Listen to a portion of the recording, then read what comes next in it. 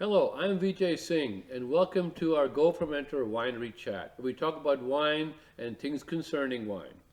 This is episode 1 of season 3. It's February 2023. We're going to talk today about pumps, and especially about the new pump that we have developed called Go Pump 10.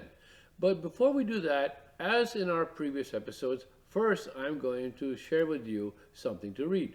Now, in the past, sometimes we have books that are very dense about winemaking, analysis, and so on. But today's book is really for fun. It's called Proof, the Science of Booze. And it's not just about winemaking, obviously. It's about liquor, yeast, history of many things. And I'm sure you know that proof is the volumetric concentration of alcohol times 2. So 50% by volume of alcohol is 100 proof. But you know that the word proof in alcohol comes from the fact that alcohol will light if it's at 50% or higher. So basically, this was how people tested in the old days if you were cheating them or not. If it caught fire, then at least it was 50% proof, 100 proof or better. In other words, there was proof that there was 50% alcohol or more. So anyway, to get the book on Amazon, read it. It's kind of fun and you'll learn something. So let's go on to the topic today. Main task in a winery. You're all familiar with the fact that we spend most of our time cleaning. The second thing we do a lot is moving wine around. We go from racking container to another container, from this to a bottle, to carboys, and so on. We're always pumping wine from one thing to another.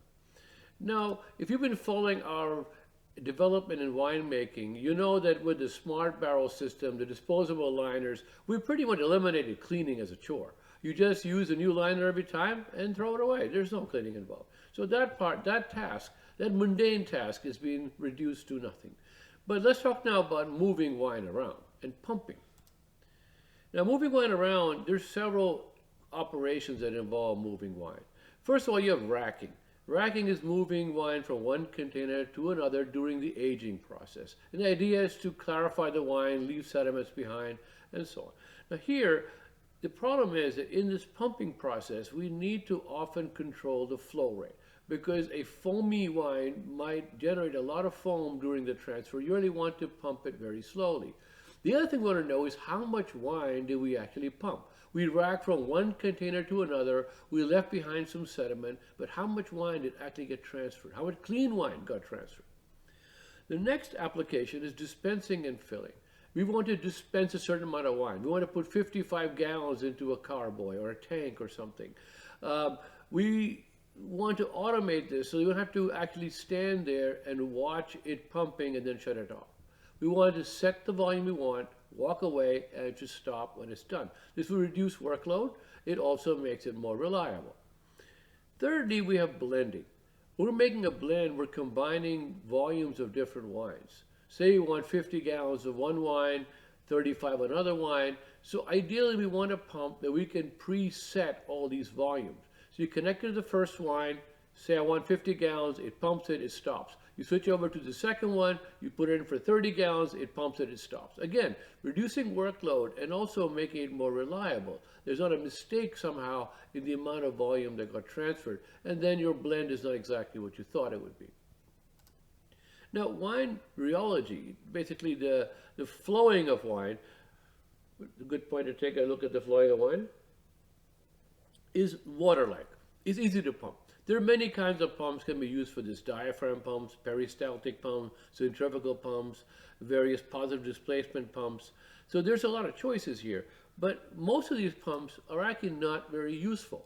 And here I've shown you some typical pumps that you can buy for moving wine. The one on the top, the black pump, is a very cheap pump. It does have variable speed, but it doesn't measure the flow rate. So you just set a setting, and if you have a lot of back pressure, it may not flow at all. You'll get different flow rates depending on the conditions. The one on the cart, you have variable speed, it's very powerful, but there's no metering of the flow rate or any kind of totalization. And also you can see it's quite large and awkward. You got to wheel it around the vineyard. The other one in the middle is a peristaltic pump. These pumps use tubing, and by compressing the tubing, you move the wine. It's quite handy, and they're variable speed, but here the flow rate is not really being measured again. We're measuring how many times that pump rotates. So you can say, I want the pump to rotate 200 times a minute. You will get a certain volume.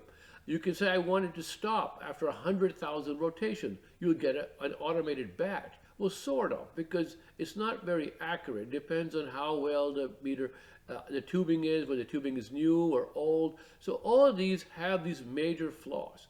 There's no pump on the market that has flow metering, true flow measurement, and also without having that, they don't have any totalization. In other words, I don't know how much wine I actually pumped through. So with that, there's no batch automation. I cannot program, I want 50 gallons of wine. And also, most of them have fixed pump speed. But I mentioned earlier, there's a problem with foamy materials.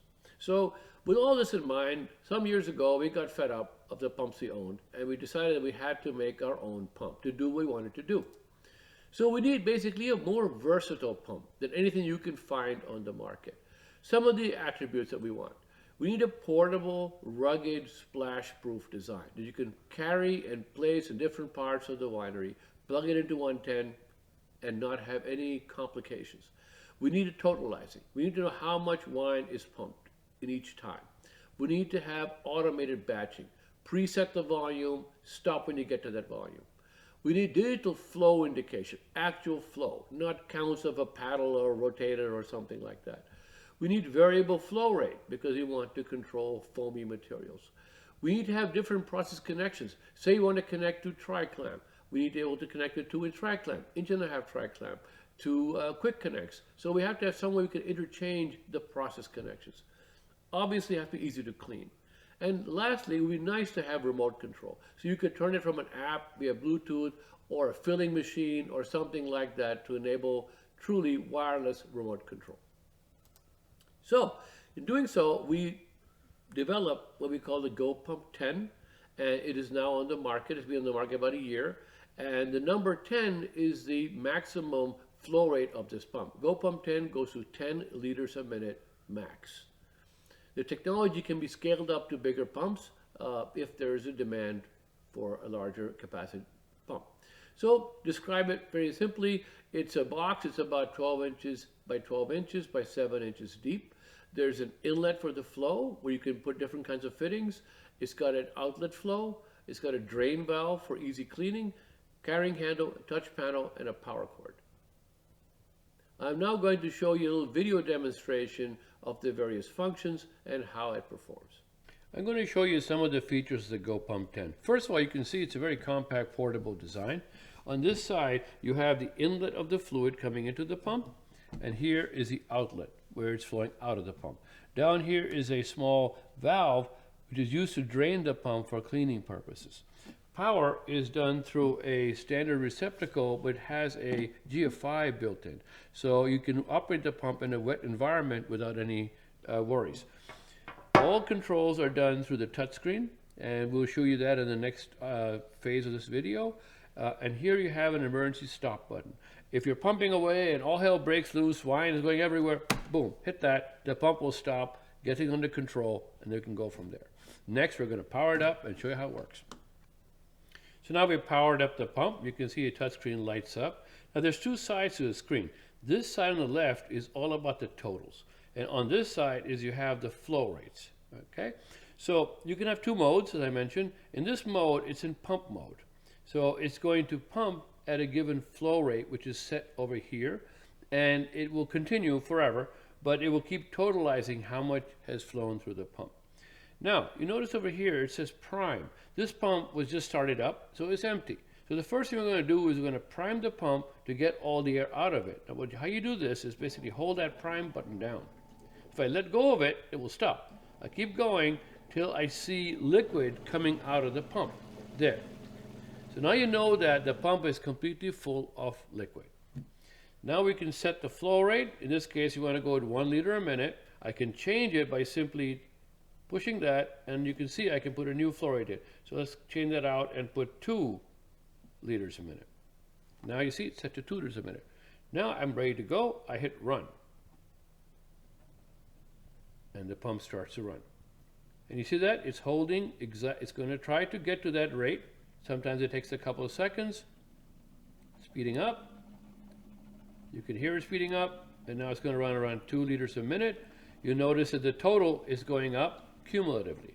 And this little arrow here indicates that it's got flow. And that's all there is to it. You run as long as you want, hit stop, and it will show you whatever the total was at this point. Now, if you want to run some more, you can keep going with this cumulator. If I hit run again, notice it was stopped at 0.78. It keeps going from there. So you can stop the pump, check something, and continue, and yet keep track of the running total. Now, if you don't want the running total, you hit reset. And now it resets the totalizer back to 0. That is the pump mode. To batch, we hit the mode button, and you'll see here it shows batch. Now, batch is similar in the sense that the flow rate is controlled on this side. So remember, I had set for 2. I can change that to 3 if I want. Let me clear it out. 3 liters a minute. Okay? On this side is my batching set point. So currently it's set for 30 liters a minute on here. I can change that again, the same keypad, and I could change that to I only want 25 liters total. See how I set it up over there. Now, this is all in liters. But if you're metrically challenged, you hit the liter button and everything changes to gallons. You notice that 20 liters became 6.6 gallons, 2 liters a minute became 0.8 gallons, and so on and so forth. So you can work just as well in gallons or liters, doesn't matter. Switch them back and forth. So we're ready to go now. So we hit start. The pump starts to pick up speed. It's going to go to that 0.8 gallons per minute that we asked for. And there comes the accumulator. And it's going to keep on running till we hit 6.61. All right, we're pumping away in our batch mode. And you can see we're approaching our endpoint of 6.61 gallon. As we get close, notice it slowed down a lot. And it's going to just creep it up to get you precisely where you are. And there it is, 6.61 gallons have been dispensed. Done. The accurate system is about 100 mils.